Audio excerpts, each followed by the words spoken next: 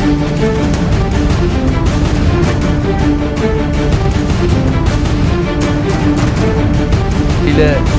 silah olayıyla ilgili।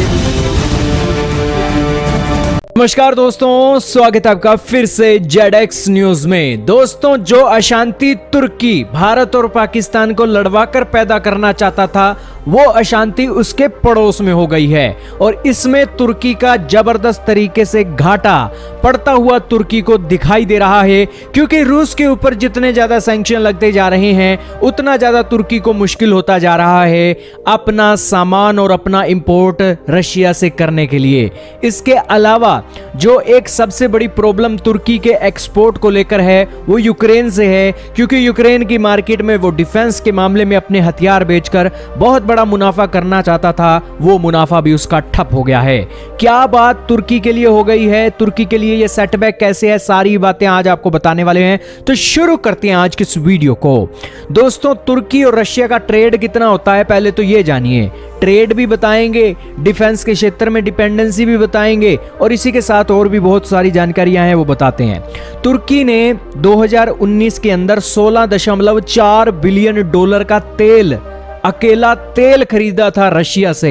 और इसके अलावा तुर्की के अंदर रशिया की गैस पाइपलाइन भी जाती है जिसे टर्क स्ट्रीम के नाम से जाना जाता है। रशिया और तुर्की के बीच ये जो गैस पाइपलाइन है इसलिए बिछाई गई है ताकि यूक्रेन को बाईपास करके यूरोप को सप्लाई की जा सके।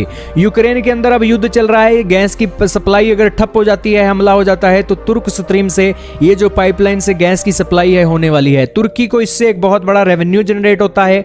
तुर्की के एक अंदर न्यूक्लियर पावर प्लांट भी रशिया बना रहा है। तुर्की के अंदर S-400 भी है और इस मामले में मिसाइलें, पार्ट्स और रिपेयर रशिया से ही आता है तुर्की का।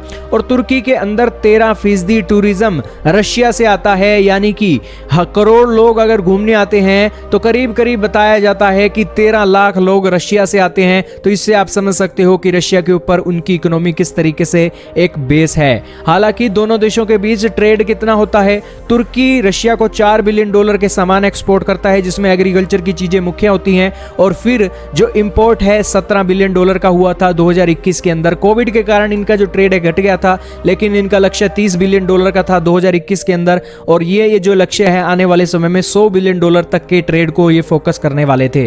लेकिन अब सैंक्शन की तलवार तुर्की के ऊपर लटक रही है और ये सारा इंपोर्ट एक्सपोर्ट का जो खसारा है अब सैंक्शन की तलवार पर लटक गया है। जाहिर सी बात है कि तुर्की को नुकसान है, रशिया के ऊपर सैंक्शन लगते हैं। दूसरी तरफ यूक्रेन का क्या मामला है, यूक्रेन के साथ इनका ट्रेड 2 बिलियन डॉलर के आसपास होता है और इसी के साथ तुर्की की जो डिफेंस की एक्सपोर्ट मार्केट है ना, वो यूक्रेन ही था। TB2 ड्रोन अब यूक्रेन के अंदर बनने थे। हाल ही में यूक्रेन के अंदर तुर्की के राष्ट्रपति गए, लेकिन अब जंग हो गई है तो जाहिर सी बात है यूक्रेन को हथियार नहीं दिए जा सकेंगे और ये सारा मामला ठप हो गया है।